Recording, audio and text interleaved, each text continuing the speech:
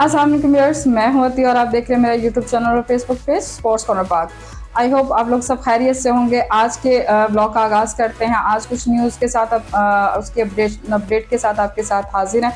आज हम बात करते हैं इंडिया के कैप्टन, जो T20 के कैप्टन के हवाले से बात करते हैं। सूर्य कुमार यादव, जिनको T20 का कैप्टन मुकर्रर किया गया है, और उनके जो नायब कैप्टन हैं जो वो शुभमन गिल जो हैं उनको बनाया गया है। लेकिन यहाँ पे एक चीज़ मैं ज़रूर कहूँगी कि अगर कारकर्दगी के हवाले से देखा जाए, परफॉर्मेंस के हवाले से देखा जाए, जो अभी यूएसए में जो मैचेस हुए हैं, T20 वर्ल्ड कप इन्होंने जीता है, अगर उसकी परफॉर्मेंस के बेस में बात की जाए तो सबकी उम्मीदें जो थी, बल्कि हमारी क्या, हम तो सिर्फ ऑब्जर्वेशन कर सकते थे, लेकिन इंडिया के जो आवाम थी, जो उनके जर्नलिस्ट थे, जो उनके एक्स क्रिकेटर थे, सबकी एक उम्मीद थी कि शायद जो हार्दिक पांड्या है उनको कैप्टन बनाया जा सकता है। लेकिन उनको कैप्टन क्या, उनको तो नायब कैप्टन के लिए भी उन्होंने सेलेक्ट नहीं किया, उसके काबिल भी नहीं उन्होंने समझा। वो तो मेरे ख्याल से इसी खुशी में अपने अंबानी साहब के बेटे की शादी में नाचते फिर रहे थे कि शायद मुझे अगला जो है वो कैप्टन बनाया जा सकेगा। लेकिन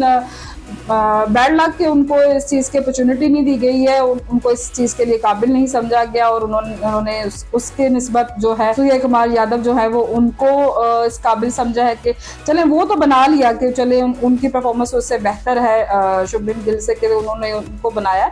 लेकिन हार्दिक पांड्या आपका जो वो प्लेयर है, अगर हम यूएसए के मैचेस के हवाले से बात करें, उसकी परफॉर्मेंस के हवाले से बात करें, और उनकी कोई पर्सनल लाइफ के बारे में भी बात करें, तो एक इंसान होता है जो बड़ा डिप्रेशन में भी होता है। आई थिंक सो उनका शायद आप लोगों को भी पता होगा कि उनकी पर्सनल लाइफ भी आजकल काफ़ी डिस्टर्ब है उनके डिवोर्स के हवाले से।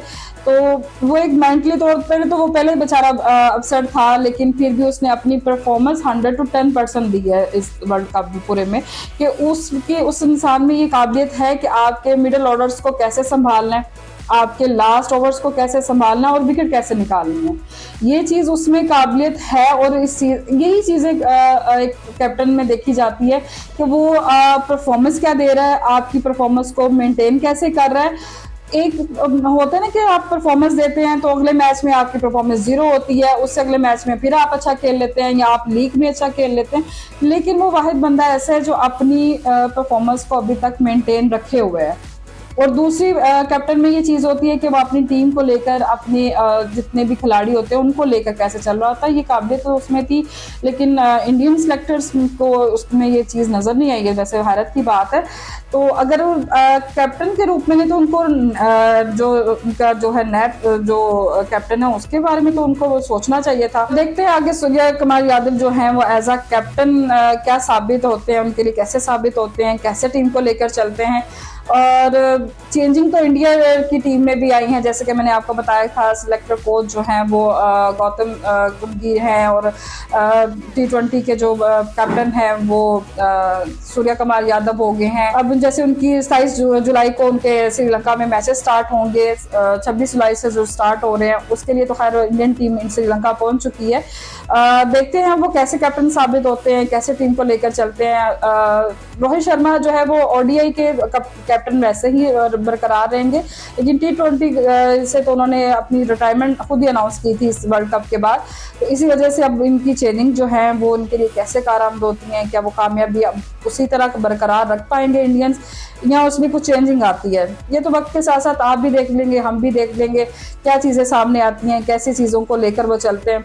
इसी के साथ में अगर एक बयान जो है वो चैंपियन ट्रॉफी, एक जो हमारे यहाँ पे बड़ा मसला बन गया, वो मसला भी ऐसा बना है कि हल होने का नाम नहीं ले रहा। लेकिन एक चीज़ें मैं आपको यहाँ पे क्लियर करूँ कि आप, मैंने लास्ट ब्लॉग में भी कहा था कि बजट अप्रूव हो गया। अब बजट वहाँ पे बैठे जो मीटिंग हुई है वहाँ पे एक बात बड़ी क्लियर कही गई है कि भाई अब जो बजट अप्रूव हो गया, लेकिन इसके बाद जो कोई भी बात होगी वो अक्टूबर नवंबर में पेंडिंग है। अक्टूबर नवंबर में जाके इस चीज़ का फैसला किया जाएगा कि जो है वो पाकिस्तान में खेली जाएगी या किसी और मुल्क में खेली जाएगी, ये तो बाद में डिसाइड होगा।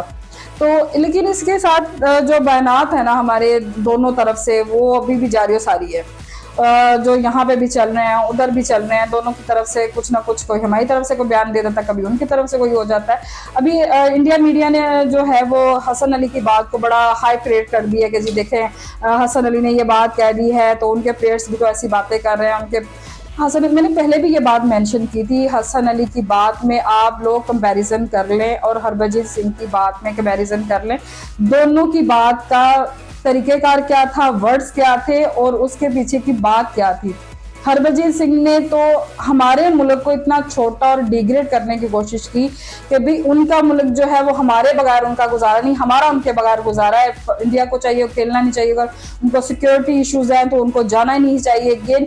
यानी कि उस बंदे में पॉजिटिव पॉइंट की तो कोई बात है ही नहीं ना, तुक वाली कोई बात उस इंसान के अंदर तो मेरे ख्याल से है ही नहीं।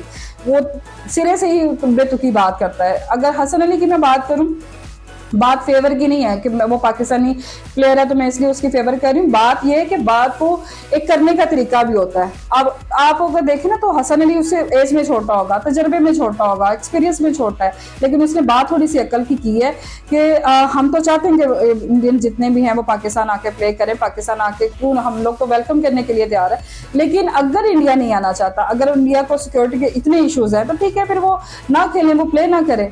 और जैसे अभी जो वहाँ पे बजट अप्रूव हुआ है वहाँ पे तो जय शाह भी तो बैठे थे आईसीसी की मीटिंग में, तो उनको अगर इशू था तो वो उसी वक्त वो चीज का फैसला करते थे कि हमें ये मंजूर नहीं, हमने पाकिस्तान नहीं आना, तो वहीं पे पेपर फेंक कर यहाँ से चले जाते कि भाई हम नहीं प्ले कर रहे पाकिस्तान में जाके, आपने हाइब्रिड मॉड्यूल अगर करना है तो ठीक है हम लोग उसमें एग्री हैं। तो वो तब क्यों नहीं किया उन्होंने, तब कोई एक्शन लेते ना।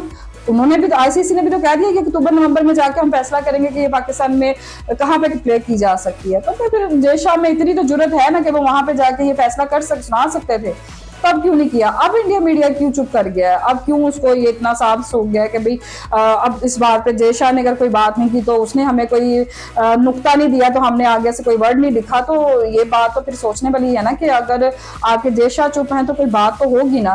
अब मेजबानी हम कर रहे हैं तो किस मुल्क में खेली जाएगी, तो आईसीसी ने फैसला करना है। यहाँ पे चेयरमैन साहब जो है, शुक्र है कि कोई तो ऐसा पाकिस्तान का बंदा है जो अपने फैसले पे अटल है कि नहीं ये पाकिस्तान में ही प्ले की जा सके। देखिए अब अक्टूबर नवंबर में जाके क्या फैसला होता है, क्या चीजें सामने आती हैं। चलिए इसी के साथ जो चीजें हैं यहाँ पे वाइंड अप करते हैं, कुछ न्यू अपडेट के साथ आपकी खिदमत में हाजिर दोबारा से होंगे। इसी के साथ मुझे इजाजत दीजिएगा, हमारे चैनल को सब्सक्राइब कीजिएगा, लाइक कीजिएगा और शेयर कीजिएगा। अल्लाह हाफिज।